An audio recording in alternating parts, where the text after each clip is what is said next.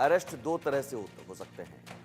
Digital arrest इन दोनों चलन में दिख रहा है और डिजिटल अरेस्ट पर इंडिया न्यूज़ का एक्सक्लूसिव खुलासा हम आपको दिखाने जा रहे हैं। आप अरेस्ट हो सकते हैं और आप पर भी साइबर अटैक हो सकता है। कैसे, ये पूरी खबर आपको हम बताने जा रहे हैं। साइबर ठगी का रिस्क, कैसे अकाउंट फिनिश हो सकता है, अपने ही घर में आपको कैद किया जा सकता है, वो भी एक दो नहीं, एक हफ्ते के लिए। इन दोनों ऑनलाइन ठगों ने ठगी को अंजाम देने के लिए एक नया तरीका शुरू किया है। इसे डिजिटल अरेस्ट का नाम दिया गया है। एक बार आप डिजिटल अरेस्ट हुए तो आपका अकाउंट खाली हो सकता है।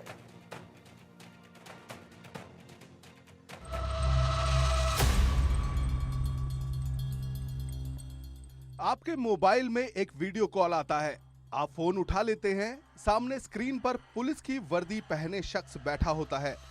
पीछे का पूरा बैकग्राउंड ऐसा होता है जैसे किसी थाने का हो।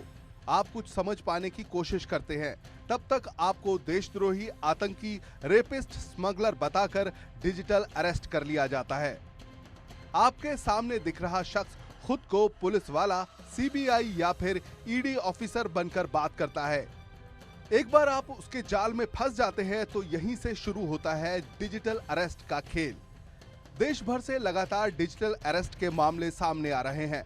ऑनलाइन लुटेरे डिजिटल अरेस्ट की मदद से अपने शिकार की गाढ़ी कमाई पर डाका डाल रहे हैं, उनका अकाउंट खाली कर रहे हैं। पुलिस के भेष में बैठा ऑनलाइन ठग बताता है कि आपके खिलाफ कई केस दर्ज हैं और आपकी कभी भी गिरफ्तारी हो सकती है। डिजिटल अरेस्ट हुआ शख्स डर जाता है। इस दौरान ठग आपसे सारी जानकारी लेने की कोशिश करता है। आपका घर कहाँ है, घर में कौन कौन है, आपकी शादी हो चुकी है, आप कहाँ नौकरी करते हैं, आपके कितने अकाउंट हैं। ठग आपका आधार कार्ड भी कैमरे में दिखाने को कहते हैं। इतना ही नहीं, अरेस्टिंग को सच दिखाने के लिए ठग आपके कमरे की ऑनलाइन छानबीन भी करते हैं। इस दौरान ठग आपके बाकी इलेक्ट्रॉनिक डिवाइस बंद करवा देते हैं। कई बार तो आपको पानी पीने तक नहीं जाने देते। इस दौरान पीछे से आवाज आती रहती है, डिजिटल अरेस्ट हुए शख्स को जल्द से जल्द गिरफ्तार किया जाए। ऐसा माहौल बना दिया जाता है कि आप कभी भी गिरफ्तार हो सकते हैं। इससे डिजिटल अरेस्ट हुआ शख्स घबरा जाता है। अब तक डिजिटल अरेस्ट हुआ शख्स पूरी तरह ठगों के जाल में फंस चुका होता है। एक बार जब ठगों को इस बात का यकीन हो जाता है तो फिर वे आपसे केस खत्म करने की डिमांड करते हैं।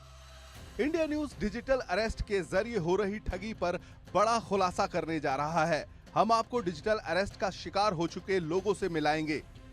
हम बताएंगे उनके साथ ये पूरा खेल कैसे खेला गया। हम ये भी बताएंगे आप खुद को डिजिटल अरेस्ट होने से कैसे बचा सकते हैं।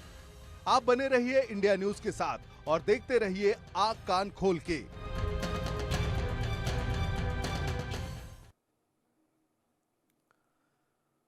इंटरनेट के दौर में साइबर फ्रॉड जैसी घटनाएं अब आम हो चुकी हैं। आपकी एक गलती आपको भारी चूना लगा सकती है, आपका पूरा अकाउंट खाली हो सकता है। आप अपने उन पैसों से हाथ धो सकते हैं जिसे आपने दिन रात मेहनत करके कमाया।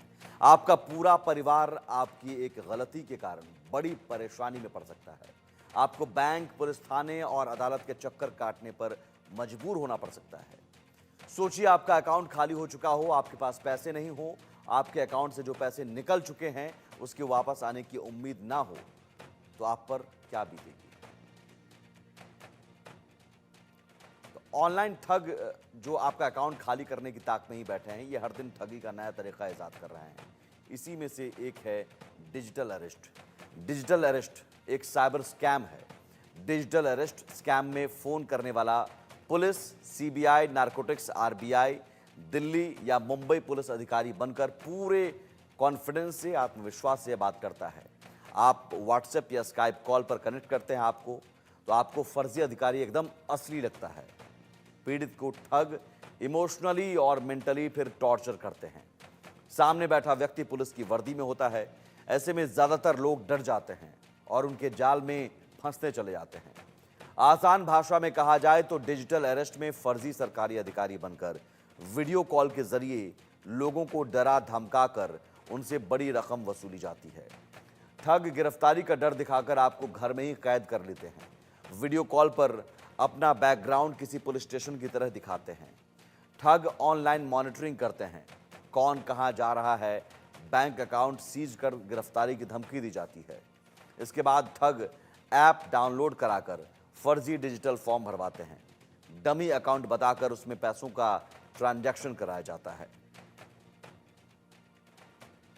आप उनके जाल में फंस रहे हैं, आप उनसे डर गए हैं, आप उनको जेन्युइन समझ रहे हैं और ये डर स्काइप के ऊपर चेहरे पे आसानी से दिखाई देता है। यहीं से शुरुआत होती है आपको लूटने की। इसके बाद वो कहता है कि आपके सारे फंड्स के बारे में जानकारी दीजिए और उनको रिजर्व बैंक ऑफ इंडिया के एक खाते में जमा करा दिया जाएगा। ऐसा कोई खाता नहीं होता, लेकिन वो किसी इंडिविजुअल के नाम पे आपके सारे बैंक खाते से पैसे निकलवा लेते हैं, एफडी से निकलवाते हैं और ये बताते हैं कि कुछ देर के बाद, तहकीकात के बाद ये पैसा वापस आपके खाते में आ जाएगा। डर के मारे आप ये सब करते हैं और बाद में जब ये पता चलता है कि ये काफ़ी देर हो चुकी होती है, कई कई दिन तक ये ड्रामा चलता रहता है। परिवार के लोग समझते हैं कि ऑनलाइन जॉब है, ऑनलाइन काम कर रहे हैं। आजकल के यंग लड़के लड़कियां ऑनलाइन काम करते भी हैं और उस वक्त डिस्टर्बेंस भी नहीं चाहते हैं। यही चीज़ बुज़ुर्गों के साथ भी हुई है, यही चीज़ यंग आईटी लोगों के साथ भी हुई है, यही चीज़ वकीलों के साथ हुई है, यहाँ तक कि पुलिस ऑफिसर्स के साथ भी हुई है। अब आपको बताते हैं डिजिटल अरेस्ट करने के लिए जो तरीके अपनाए जाते हैं वो तरीके कौन से होते हैं। डिजिटल अरेस्ट के जरिए ठगी करने के जो 4 से 5 तरीके होते हैं। जैसे किसी कुरियर का नाम लेकर कहा जाता है इसमें गलत सामान आया है, कुरियर में ड्रग्स है, जिसकी वजह से आप फंस जाएंगे। आपके बैंक खाते से इस तरह के ट्रांजैक्शन हुए हैं जो फाइनेंशियल फ्रॉड रिलेटेड है। मनी लॉन्ड्रिंग, एनडीपीएस का डर दिखाकर अधिकतर उन लोगों को फंसाया जाता है जो पढ़े लिखे और कानून के जानकार होते हैं। ऐसे लोगों को डराकर उनसे डिजिटल तरीके से फिरौती मांगी जाती है। खास बात यह है कि मान लीजिए जो शख्स डिजिटल अरेस्ट हुआ है, अगर उनके खातों में पैसे नहीं हैं तो उसको लोन दिलवाया जाता है। कई बार उनके पास लोन लेने वाले ऐप्स नहीं होते हैं तो उन ऐप्स को भी डाउनलोड कराया जाता है। कई बार 2 से 3 दिन तक डिजिटल अरेस्ट रखा जाता है। ये तमाम वो तरीके अपनाए जाते हैं। डिजिटल अरेस्ट का शिकार शख्स कानूनी कार्रवाई और समाज में होने वाली बदनामी के बारे में सोचकर परेशान हो जाता है और हार मान लेता है। विक्टिम को बाहरी दुनिया से पूरी तरह अलग कर दिया जाता है। उस पर हर वक्त नजर रखी जाती है और वो कई दिन तक एक ही कमरे में बंद रहता है। आदि जो मनुष्य की कमजोरियां होती हैं, ये उस मनोविज्ञान को बहुत अच्छे से समझते हैं और उनका फ़ायदा उठाते हैं। जैसा डिजिटल अरेस्ट के मामले में है, ये आपके डर का फ़ायदा उठाते हैं। अथॉरिटीज़ के नाम पे police, customs, crime branch, ED, CBI, इनके नाम से जब डराया जाता है तो ये बहुत स्वाभाविक है कि आम इंसान इन एजेंसीज़ के नाम से डरता है और इनके कहे अनुसार काम करता है। दूसरी बात यह है कि जो फाइनेंशियल फ्रॉड के मामले में फंसते हैं, जो लॉटरी लगी है, शेयर मार्केट में आपको पैसा लगाना है या कोई गेट रिच क्विक स्कीम है, उसमें ये आपके लालच का फ़ायदा उठाते हैं। मनुष्य में एक लालच बहुत पुरानी ह्यूमन वीकनेस है, ये उसका भी फ़ायदा उठाते हैं। इसी तरह से किसी अपने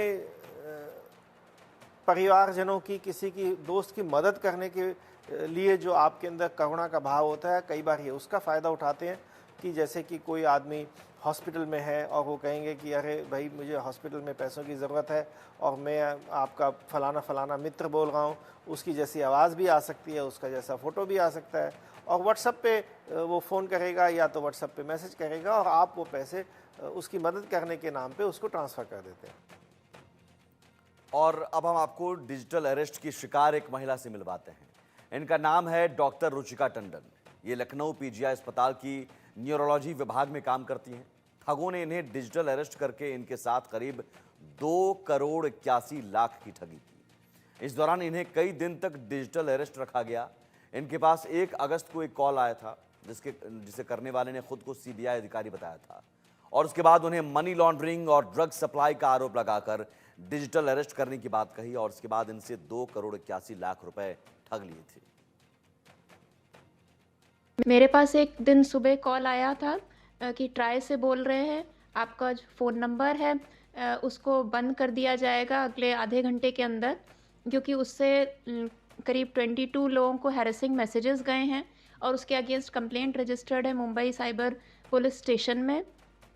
और ये कह के फिर उन्होंने एक कॉल ट्रांसफ़र किया था सो कॉल्ड आईपीएस ऑफिसर को, और उन्होंने बात की और ये बताया कि इस केस के अलावा एक और केस भी है, जो फ़ोन नंबर के साथ एक आपका एक बैंक अकाउंट है मुंबई में, और उस अकाउंट से मनी लॉन्ड्रिंग हुई है और वो पैसा इलीगल एक्टिविटीज़ में यूज़ हुआ है। तो ये कह के उन्होंने कुछ नाम फिर बताया कि किसके नाम पे हुआ है? जी, उन्होंने जो नरेश गोयल नाम ले रहे थे वो, कि उनके अकाउंट में पैसा गया है और जो पैसा है वो विमेन एंड चाइल्ड ट्रैफिकिंग के लिए यूज़ हुआ है। तो उसके लिए कहा कि CBI is investigating this case and it is a matter of national secrecy.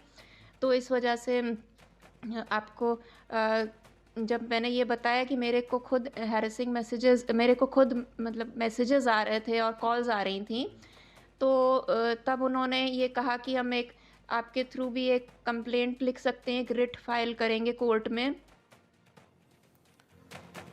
और डिजिटल अरेस्ट करने वाले एक खास पैटर्न का इस्तेमाल करते हैं। ठग अक्सर नरेश गोयल का नाम लेते हैं और उनके नाम पर ठगी करते हैं। रुचिका के साथ भी ऐसा ही हुआ था। नरेश गोयल का उद्योग जगत में बड़ा नाम था।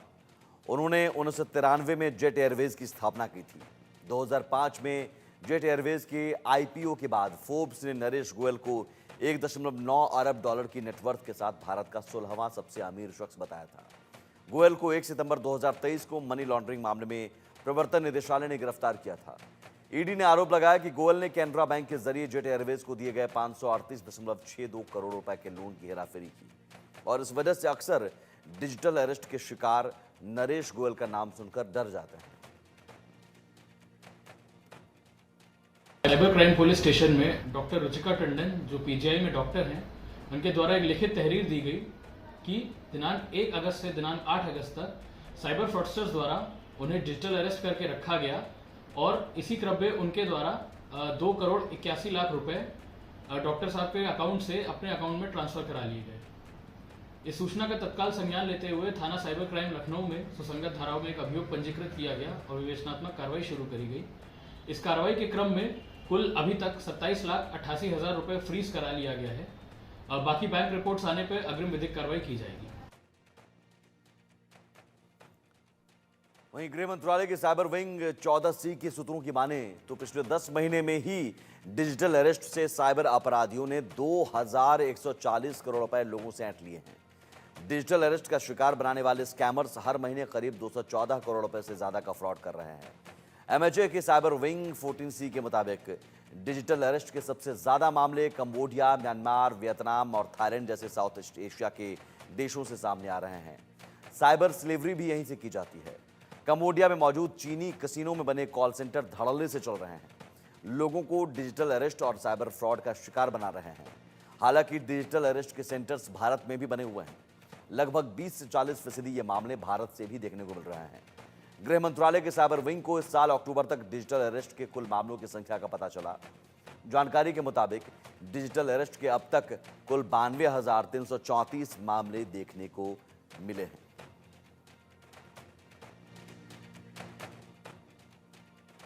सबसे पहला काम तो ये है कि आपके पास जो फ़ोन नंबर आ रहा है, जो डिस्प्ले आ रहा है, सबसे पहले आप उसको देखिए, कहीं वो +92 +62 या किसी देश के बाहर के नंबर का तो नहीं है। अगर ऐसा फ़ोन आता आप उसको उठाइए ही मत। लेकिन ज़रूरी नहीं है, ये देश के अंदर का नंबर भी हो सकता है, जेन्युइन नंबर इंडिया का नंबर भी इस्तेमाल करते हैं। और जैसे आपने फ़ोन उठाया और ऑटोमेटिक कॉल बज रही है जिसमें वो कह रहा है अगर आपने कोई पार्सल कहीं नहीं भेजा, ना आपका कोई पार्सल आने वाला है, आप तुरंत उस कॉल को काट दीजिए।